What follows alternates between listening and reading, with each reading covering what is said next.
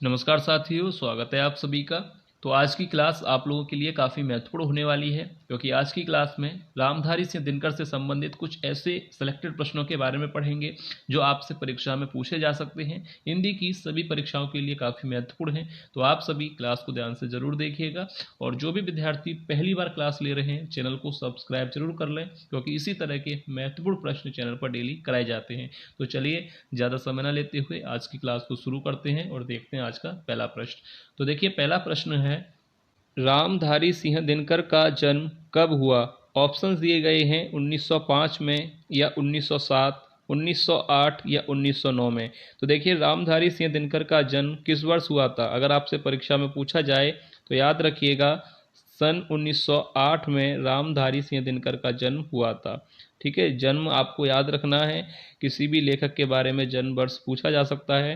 तो रामधारी सिंह दिनकर का जन्म किस वर्ष हुआ था? सन 1908 में। अब देखिए, नेक्स्ट क्वेश्चन है, रामधारी सिंह दिनकर का जन्म कहाँ हुआ? ऑप्शंस दिए गए हैं दुबे का छपरा, बलिया उत्तर प्रदेश में, या सिमरिया बेगूसराय बिहार, चिरगांव झांसी उत्तर प्रदेश, या भोपाल मध्य प्रदेश। तो देखिए, रामधारी सिंह दिनकर का जन्म अगर आपने पढ़ा होगा जीवन परिचय तो आपको पता होगा कि रामधारी सिंह दिनकर का जन्म कहाँ पर हुआ था। ऑप्शन बी इस प्रश्न का सही उत्तर हो जाएगा, सिमरिया बेगूसराय बिहार में। ठीक है, कहाँ पर हुआ था? बिहार राज्य में। तो याद रखिएगा, ऑप्शन बी यहाँ पर राइट आंसर हो जाएगा। अब देखिए, नेक्स्ट क्वेश्चन है, रामधारी सिंह दिनकर कितने वर्षों तक राज्यसभा के सदस्य रहे थे?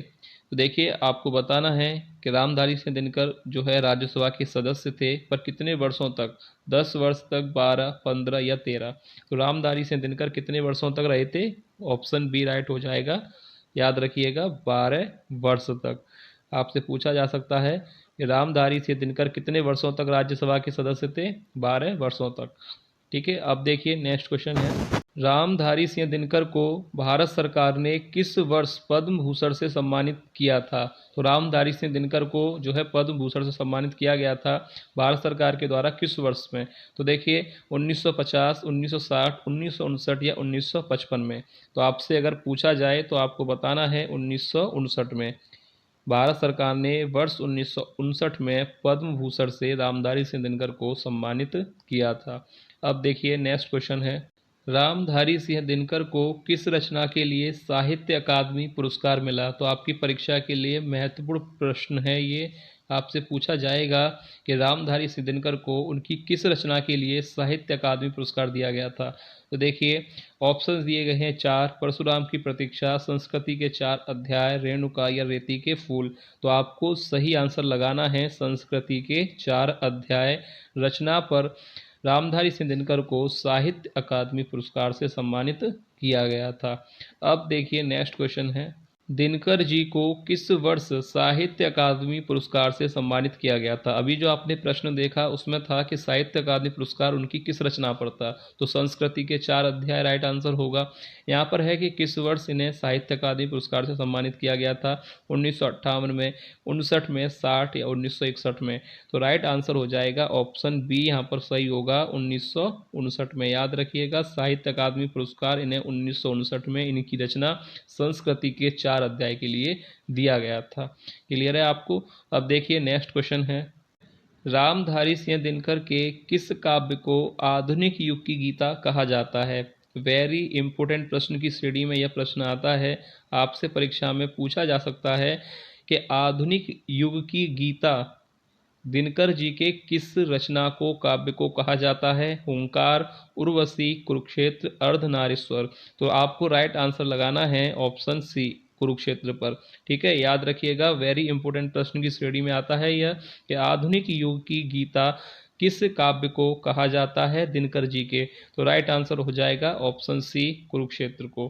ठीक है, अब देखिए, नेक्स्ट क्वेश्चन है, दिनकर जी के किस काव्य को विश्व के सर्वश्रेष्ठ 100 काव्यों में से 74वां स्थान मिला था? हुंकार, उर्वशी, कुरुक्षेत्र या अर्धनारीश्वर। तो राइट आंसर क्या होना चाहिए? ये भी प्रश्न जो है महत्वपूर्ण प्रश्नों की श्रेणी में ही आता है। आपसे परीक्षा में पूछा जा सकता है कि दिनकर जी के 100 काव्यों में से 74वां स्थान जो है किस काव्य को मिला था? तो राइट आंसर हो जाएगा सी, कुरुक्षेत्र को। इसका भी राइट आंसर क्या होगा? कुरुक्षेत्र। ठीक है, क्लियर है आपको? ये दोनों ही प्रश्न महत्वपूर्ण प्रश्न है। अब देखिए, नेक्स्ट क्वेश्चन है, रामधारी सिंह दिनकर को किस काव्य के लिए ज्ञानपीठ पुरस्कार मिला? हुंकार, उर्वशी, रश्मिरथी या कुरुक्षेत्र? तो ये भी प्रश्न महत्वपूर्ण प्रश्न है कि दिनकर जी को ज्ञानपीठ पुरस्कार उनकी किस रचना के लिए मिला। तो आपको बताना है राइट आंसर उर्वशी। ठीक है, किसके लिए मिला था? उर्वशी के लिए। और संस्कृति के 4 अध्याय पर साहित्य अकादमी पुरस्कार मिला था। दोनों याद रखिएगा, संस्कृति के 4 अध्याय के लिए साहित्य अकादमी पुरस्कार मिला था और उर्वशी रचना के लिए ज्ञानपीठ पुरस्कार। दोनों क्लियर है प्रश्न आपको? अब देखिए नेक्स्ट क्वेश्चन है, दिनकर जी को किस वर्ष ज्ञानपीठ पुरस्कार से सम्मानित किया गया? सन 1971, 1972, 1970 या 1975? तो ज्ञानपीठ पुरस्कार इन्हें किस वर्ष मिला था? तो ये भी प्रश्न इंपॉर्टेंट प्रश्न है, तो आपको राइट आंसर लगाना है 1972 पर। 1972 में ज्ञानपीठ पुरस्कार से इन्हें सम्मानित किया गया था, इनकी रचना उर्वशी के लिए। याद रखिएगा, आपको कंफ्यूज नहीं होना है, ज्ञानपीठ पुरस्कार अलग है, साहित्य अकादमी पुरस्कार अलग है। ज्ञानपीठ पुरस्कार इन्हें उर्वशी के लिए 1972 में मिला था और 1959 में साहित्य अकादमी पुरस्कार संस्कृति के 4 अध्याय पर मिला था। क्लियर है आपको? अब देखिए नेक्स्ट क्वेश्चन है, अधैर्य का कवि किसे कहा जाता है? तो राइट आंसर क्या होगा? रामवृक्ष बेनीपुरी को, दिनकर जी को, शुक्ल जी को या रामकुमार वर्मा को? तो अधैर्य का कवि कहा जाता है रामधारी सिंह दिनकर को। याद रखिएगा, ऑप्शन बी राइट आंसर हो जाएगा। अधैर्य का कवि किसे कहा जाता है? रामधारी सिंह दिनकर को। अब देखिए नेक्स्ट क्वेश्चन है, अनल का कवि कहा जाता है? तो अनल का कवि किसे कहा जाता है, किस लेखक को कहा जाता है? तो इसका भी राइट आंसर होगा रामधारी सिंह दिनकर को। तो एक बात आपको क्लियर होनी चाहिए कि अनल का कवि और अधैर्य का कवि दोनों ही इन प्रश्नों का उत्तर एक है, रामधारी सिंह दिनकर। अगर प्रश्न आए कि अधैर्य का कवि किस लेखक को कहा जाता है, अनल का कवि किस लेखक को कहा जाता है, तो एक ही उत्तर होगा रामधारी सिंह दिनकर को। ठीक है, क्लियर है आपको? अधैर्य का कवि और अनल का कवि।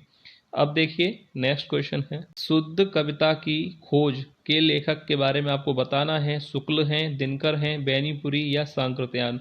तो शुद्ध कविता की खोज जो रचना है, इसको लिखने वाले जो लेखक हैं वह हैं Ramdhari Singh Dinkar. Option B right हो जाएगा। याद रखिए, शुद्ध कविता की खोज रचना को किस लेखक ने लिखा है? रामधारी सिंह दिनकर ने। अब देखिए नेक्स्ट क्वेश्चन है, कुरुक्षेत्र रचना का प्रकाशन वर्ष है 1935, 46, 48 या 1950? तो देखिए कुरुक्षेत्र रचना का प्रकाशन वर्ष क्या है? रामधारी सिंह दिनकर की रचना है और इसका प्रकाशन वर्ष आपसे पूछा गया है, तो आपको बताना है 1946। ऑप्शन बी यहाँ पर सही हो जाएगा, 1946 में इसका प्रकाशन हुआ था। अब देखिए नेक्स्ट क्वेश्चन देखते हैं, रेणुका रचना का प्रकाशन वर्ष है 1935, 46, 48 या 50? तो रेणुका रचना का प्रकाशन वर्ष क्या होगा? 1935। ऑप्शन ए यहाँ पर राइट आंसर हो जाएगा, 1935। याद रखिएगा, रेणुका रचना का प्रकाशन वर्ष क्या है? 1935 में यह रचना प्रकाशित हुई थी। अब इसके बाद नेक्स्ट क्वेश्चन है, रश्मिरथी रचना का प्रकाशन वर्ष आपसे पूछा गया है, तो रश्मिरथी रचना कब प्रकाशित हुई थी? 1935, 52, 54 या 1950 में? तो राइट आंसर इसका हो जाएगा, रश्मिरथी जो रचना है दिनकर जी की, इसका प्रकाशन आपसे पूछा गया है, तो राइट आंसर आपको लगाना है 1952 पर। ऑप्शन बी यहाँ पर राइट आंसर होगा, 1952 में यह रचना प्रकाशित हुई थी। ठीक है, याद रखिएगा, क्योंकि प्रकाशन वर्ष आपको पता है आते हैं एग्जाम में, कोई सी परीक्षा हो, हिंदी की नेट तक की परीक्षा हो, टीजीटी की हो, पीजीटी हो, किसी भी परीक्षा हो, हिंदी की प्रकाशन वर्ष आपसे पूछा जाता है। इसलिए प्रकाशन वर्ष रचनाओं के साथ साथ आपको याद रखने हैं, क्योंकि प्रकाशन वर्ष से प्रश्न जरूर आएगा। तो अब इसके बाद देखिए नेक्स्ट क्वेश्चन देखते हैं, उर्वशी रचना का प्रकाशन वर्ष है। अब उर्वशी रचना कब प्रकाशित हुई थी? 1960 में, 1961 में, 1962 या 1963 में? तो उर्वशी रचना का प्रकाशन वर्ष हो जाएगा यहाँ पर राइट आंसर, ऑप्शन बी 1961 में। यह कब प्रकाशित हुई थी? 1961 में यह रचना प्रकाशित हुई थी। और उर्वशी रचना को सुनते ही आपको क्या याद आना चाहिए कि उर्वशी रचना दिनकर जी की है, प्रकाशन वर्ष 1961 है और इसी रचना के लिए 1972 में ज्ञानपीठ पुरस्कार दिनकर जी को मिला था। एक रचना पर काफ़ी प्रश्न बन सकते हैं।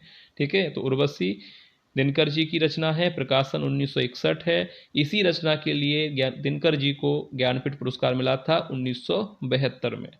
पूरा क्लियर हो गया आपको। अब देखिए नेक्स्ट क्वेश्चन है, रामधारी सिंह दिनकर का निधन किस वर्ष हुआ? 1975 में, 1974, 1978 में या 1972 में? तो रामधारी सिंह दिनकर का जो निधन हुआ था 1974, यहाँ पर राइट आंसर हो जाएगा ऑप्शन बी।